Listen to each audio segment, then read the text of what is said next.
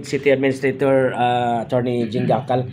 Attorney, karong adlaw gipatawag nimo ang taga KCC, PNP o uban pa kay about to sa katong kinuutay na nanguot og kwarta dito sa KCC. Unsay update? Yes, tinuod no ganina sigon sa mando ni Mayor Pacquiao atong gipatawag ang management sa KCC o atong kapulisan. So sa maong meeting ganina buntag nabalaan nato nga kani sa kasindikato no kani mga nagapanguod nga gikan pa sa gawas sa atong syudad. So atong gihangyo ang KCC nga mag double up sa ilang security o gihangyo nato ang PNP nga mo adunay police presence sa maong gitawag nato ang supermarket o mall. So sa commitment nila, sir? So both committed, KCC promised us that they will double their security and the PNP will have their police presence sa maong area. So daghan gyud og reported nga officially na-report sa police o sa KCC nga nakuutan? Yes, ubay-ubay na po ang nabiktima sa mga manguot sa maong establishmento. Okay. So at least na i-actionan as per instruction ni Mayor. Okay. Sir, laing bahin katong issue last week ni Kagawad Lita Nunez nga nagdawatan daw 50,000 pesos ang mga department heads every meeting with Mayor LGP. Unsay update o unsay tubag sa mga department heads? Well, una is on behalf of the department heads kay ako isa man ko sa department head, no. Among gina-deny ang maong malicious accusation, no. Kay kung naay 50,000 kada meeting perting datong namo, no? O asa man pud mamulot og kwarta si Mayor Pacquiao mapahatag ng 50,000. So kana walay kamuturan. In fact, ang mga department head naghimo na og manifesto, no? It's a written manifesto na ilang ginasulti diri nga sa ingon nila, we strongly belie that the local chief executive is giving us 50,000 each for our attendance in a meeting. We would like to remind everyone that we, heads of the local government departments and other employees, are non-partisan. Thus, we heartily request that we will be spared from highly partisan bickerings and innuendos. So, kaninga manifesto is signed by all department heads except si Elizabeth Sumalpong, who said na yun niya, bawal sila mo appeal sa politika based on their religious belief. Si Ma'am, ang atong treasurer, Ma'am Zenny Turma, refused to sign, and si Sir Leonard Flores, no, refused to sign.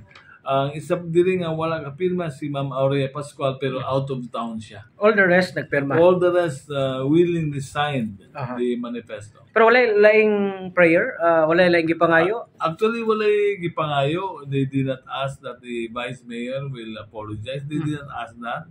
Ang ila lang is gihangyo lang nila nga dili sila i-appeal sa mga highly political bickerings and innuendos. Kaya hindi pa, kung naamoy away sa politika, ayaw may appeal. Okay. Kaya non-partisan ang atong mga department head. Attorney Jing, last press con with RCRI, gimension nga posibleng mo-file daw og kaso against the mayor tungod sa issue sa itlog. Unsay tubag ni Mane? It will be an exercise in futility, no? Walay basihan ang mga akusasyon nga overpriced ang mga itlog. In fact, I went to the public market, tinuod adunay 5 pesos, pero crack og mga hugaw ang mga shell. So, it is not fit for human consumption. So, dili na to gusto nga atong ihatag sa atong mga daycare students, puro mga not fit for human consumption. Dili na to gusto nga magsakit ang atong mga batanunan. So, amot pasabot nga ila ra tong panglantaw nga overpriced pero ning agi tog sakto nga proseso sa bidding. Niagi to sa eksakto nga bidding kung tinuod nga dunay naggabaligya og 5 pesos. Ang akong pangutana, ngano wala ni appeal sa bidding, no? Para kung ni-appeal sa bidding and siya mahimong lowest price, way problema, no? So kani ginahangyon ako nga sa sunod nga adunay bidding og itlog, ginahangin na akong RCRI kung nasa rin mga kailan nga makadeliver og barato nga itlog, ipa-appeal sa bidding. Ayun, okay. Sir, sa laing bahin, sa dry spell nga na sinati ron sa Jensen ug pa mga lugar nag-declare state of calamity. Diri sa ato sa Jensen, sir, nanabay update? Yes, wala pa tayong declare og state of calamity. Ato ginahulat ang report, official report gikan sa atong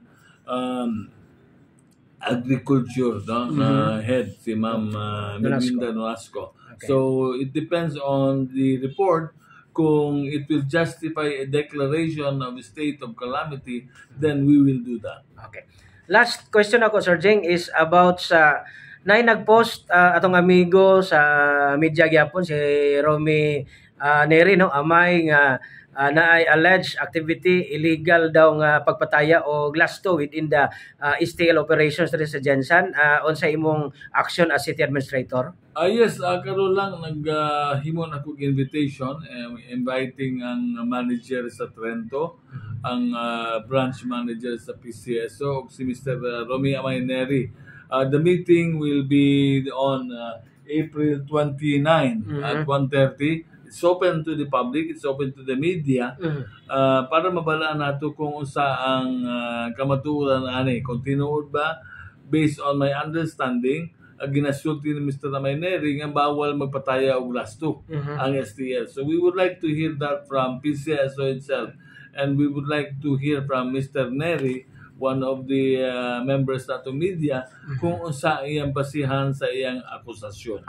Nalang ko'y gamayng pahabol, kato 67 million worth sa renovation sa ato ang Acharon Sports Complex sa Kalumpang. 100% completed na ba, sir? Ready na or is ramit? That's almost ready. What I know is a few days ago, it's almost 95% now completed. And if you will go and see the renovation, matingala ka pagkagwapo. We will be very, very proud sa atong sports complex sa umabot nga istra. So, mensahe nimo sa mga critics nga gasulti daw is kuan daw ta murag overspending ra or unsa ba extravagant ra sa part sa LGU nga muhimo sa ingana kadako nga project. You know, it's a sports activity, and dili na to pwede nga butangan lang og ordinaryo nga padulaan ano. So 67 million for the renovation of the sports complex, which has been there, wa natandog, wa na repair for the last 20 or 30 years. Yeah. No? High time na gyud nga aduna tay a world class nga sports tawag diri area sa atong syudad. So justified lang. Very justified. We don't want to become the laughing stock of the southern Mindanao. Okay, salamat kay sir.